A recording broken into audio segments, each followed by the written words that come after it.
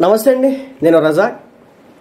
మే నెలలో అవ్వాతాతలు పెన్షన్ ఏ విధంగా తీసుకోవాలి? ఎందుకంటే పోయిన నెలలో వైసీపీ పార్టీ ఎంత రాద్ధాంతం చేసిందో మనం అంతా కూడా చూసాం. ముఖ్యంగా ఈ అభాండం మొత్తాన్ని కూడా జనసేన పార్టీ మీద, టీడీపీ పార్టీ మీద నెట్టేసి అవ్వాతాతలకు పెన్షన్ రానికుండా చేయడంలో చంద్రబాబు చేశాడు, పవన్ కళ్యాణ్ చేశాడని చెప్పేసి రకరకాలుగా ప్రచారం చేసుకున్నటువంటి పరిస్థితి.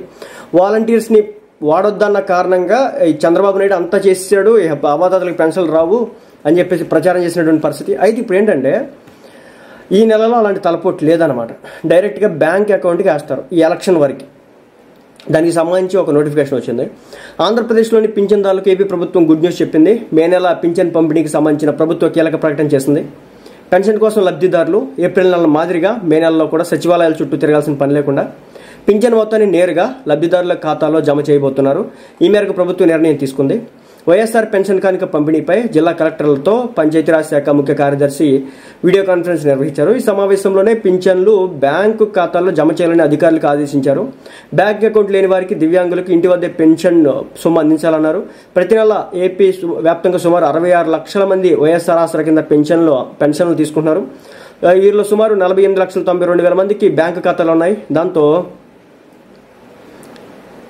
48,92,000 మందికి బ్యాంక్ ఖాతాలు అవుతున్నాయి. దాంతో మే నెలలో వీరందరికీ పెన్షన్ మొత్తాన్ని వారి బ్యాంక్ అకౌంట్లో జమ చేస్తారు.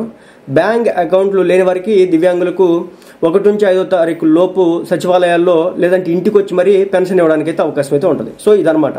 సరే, వైసీపీ ట్రాప్లో పడడానికి అయితే ఏమాత్రం కూడా అవకాశం అయితే లేదు.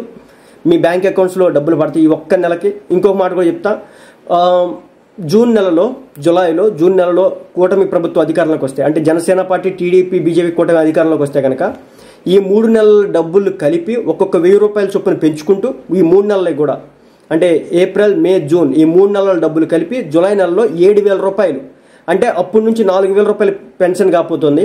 కాబట్టి 7,000 రూపాయలు ఒకేసారి మీ అకౌంట్లో పడబోతున్నాయి, లేదంటే మీ చేతికి వచ్చేస్తారు. కాబట్టి కూటమి ప్రభుత్వం అధికారంలోకి వస్తే ఒకేసారి 7,000 వస్తాయి. ప్రతి నెల కూడా పెన్షన్లు 4,000 చొప్పున ఇచ్చుకుంటూ పోతారు. అదే జగన్మోహన్ రెడ్డి అధికారంలోకి వస్తే ఇంకా 2028లో 3,250 చేస్తాడట, దాన్ని 2029లో 3,500 చేస్తాడట. కాబట్టి కూటమి అధికారంలోకి వస్తే కనుక అవ్వాతాతలకు వచ్చేసి దాదాపు 4,000 రూపాయలు ప్రతి నెల రాబోతున్నాయి.